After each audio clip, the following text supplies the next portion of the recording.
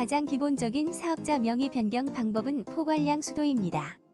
자산과 권리 의무 사항을 포괄적으로 양수양도하는 것이지요.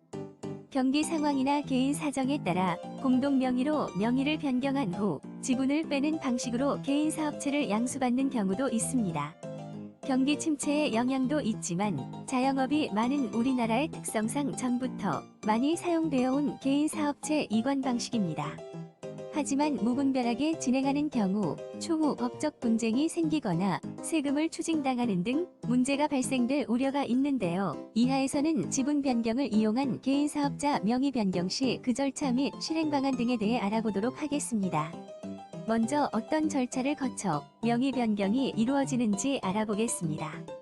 가장 먼저 공동분배계약서를 작성합니다. 이때 지분율은 소액으로 잡고 작성하는 것이 일반적입니다.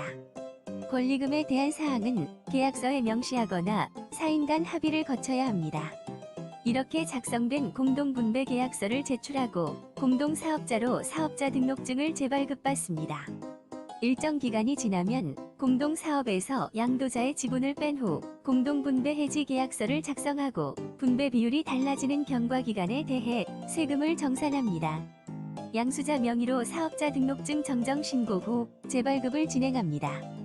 권리금에 대해서는 기타 소득으로 원천 징수를 진행하고 무형자산으로 장부가를 책정하여 감가상각을 진행합니다. 부가세는 동일 사업자 번호로 신고를 진행하고 소득세는 양도자와 양수자가 각각 장부를 작성하여 신고를 진행하면 됩니다. 명의 변경이 완료되었습니다. 이렇게만 보면 쉬워 보이는데요. 이런 명의 변경 방법의 장점과 단점은 어떤 것들이 있을까요? 사업자 등록번호를 동일하게 유지할 수 있으므로 양수에 따른 일 처리가 간단합니다. 예를 들면 포스기 가입, 거래처들과의 관계, 가맹점 탈퇴 시 부담하는 비용 등을 절약할 수 있습니다. 마찬가지로 가맹점 입회비나 가입 절차 등을 생략할 수 있고 사업체가 가지고 있는 물적 시설물을 그대로 인수하여 바로 영업을 진행할 수 있다는 점도 장점입니다. 포괄 양수도 방식은 기존 사업체를 폐업하기 때문에 재고 자산의 잔존 가치에 대한 세금 문제가 발생할 수 있습니다. 그러나 지분 변경 방식은 시설 장비에 대한 명의만 변경하는 것으로 이러한 문제가 없습니다.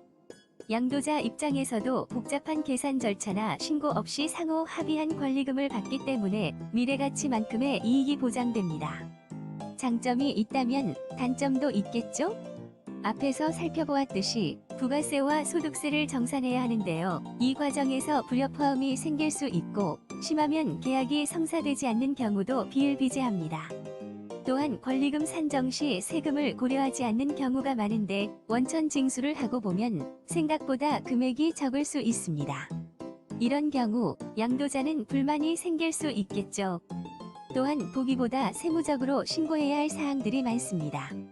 사업자 번호 하나로 부가세 매출 자료가 신고되기 때문에 소득세를 신고할 때에는 공동 명의 후 명의 변경이 이루어졌다는 것을 따로 입증하고 소득세 신고한 장부를 제출해야 하는 등 소명 의무가 추가됩니다. 이러한 장부 작성과 신고 사항이 추가되면 세무 비용에 대한 부담이 커질 수 있습니다. 이번에는 세금 신고와 회계 처리를 어떻게 하게 될지 구체적인 실행 방법을 살펴보겠습니다. 부가세 신고는 어떻게 할까요? 양수받는 사업체의 사업자 번호를 그대로 양수하기 때문에 부가세는 기존 사업자 번호로 신고하게 됩니다. 이때 공동사업으로 변경했다가 공동사업을 해지한 시점까지의 기간에 대한 정산이 문제가 될 수 있습니다. 거래처 간의 대금 지불 내역, 세금 계산서 수취 여부 등 여러 문제를 고려해야 하기 때문이지요. 따라서 미리 세무사를 통해 양도 계획을 고지하고 기간을 정한 다음 물품대 미지급이나 세금 계산서 수취 등을 잘 마무리한 후 진행하는 것이 좋습니다. 소득세 신고는 어떻게 할까요?